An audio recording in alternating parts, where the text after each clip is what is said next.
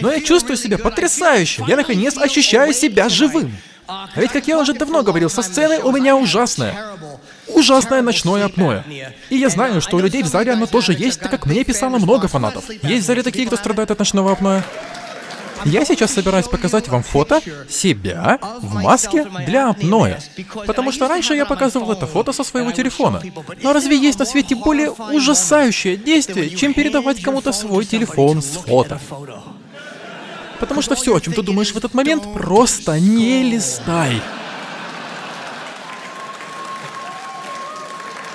Стараешься далеко не отходить от своего телефона. Они пятятся назад, а ты наступаешь. В чем дело? Ни в чем. Ведь я знаю, что находится по обе стороны фото с апноэ. Ну знаете, фото с апноэ... Мой хер! Мой хер! Можете спустить? Вот на этом фото я в моей ночной маске от апноэ.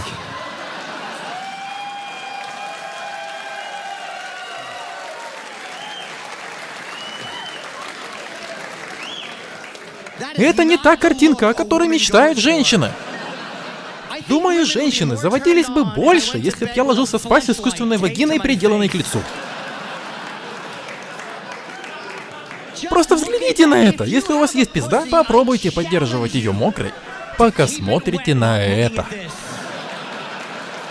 Невозможно. Этот снимок сушит вагину быстрее, чем горячий фен.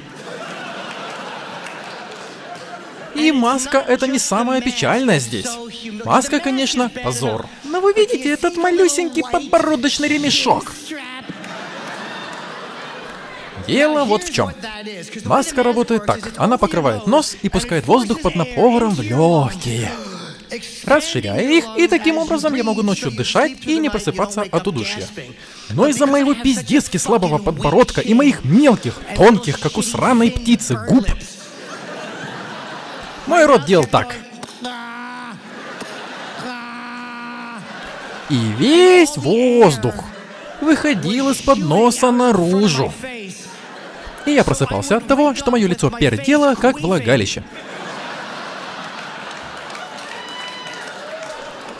Люблю надевать ее после секса. Просто надеваю ее и такой: ха-ха, ну смотри, кому ты дала. Ты трахалась с Бэйном, как тебе такое? Поэтому пришлось купить этот ебучий подбородочный ремешок. Ха, хочешь меня? Я похож на больного свинка из 30-х годов.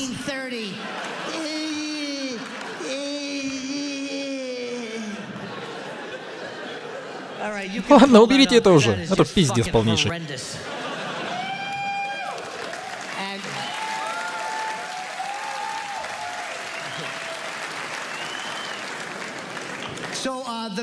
Дело вот в чем. Намного больше людей страдают от ночного апноэ, чем кажется.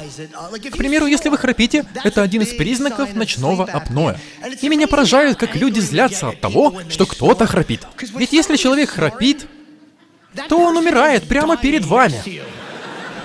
Но вы ведь тоже бывало смотрели на то, как кто-то храпит, и зверели с каждой секундой. Да заткнись ты, блять, уже. Завали ебло, кусок-то эгоистичного дерьма. Наблюдали за тем, как их губы глубоко трясутся?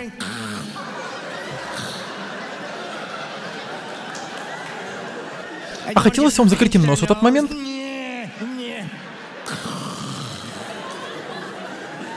Вы ведь понимаете, что зажимая кому-то нос, вы бросаете этому человеку вызов умереть. Берете смерть с косой на слабо. Так, мать твою, ты по-любому блефуешь. Как тебе это? И когда они наконец выдыхают... Так я и думал, скотина. Это то же самое, как когда кто-то стоит на краю и кричит: «Я прыгнул!» А вы ему: «А мне холодно, так что пошел ты!» И захлопываете окно. Но иметь ночное апноэ по-настоящему страшно. Потому что как будто собственное тело против тебя. Знаете, каково это? Ложиться спать и ощущать, что мой же язык и лицо пытаются убить меня во сне. Это настолько противоестественно. Тело должно защищать тебя. И я не понимаю, почему мой язык так поступает со мной. Когда ты храпишь, твое тело хотя бы старается помочь тебе. Ведь когда ты делаешь так, Это твое тело говорит: «Эй, кто-нибудь, пните этот мешок с дерьмом! Мы умираем!» А мой язык просто лежит поверх глотки и как будто говорит: «Скоро все закончится».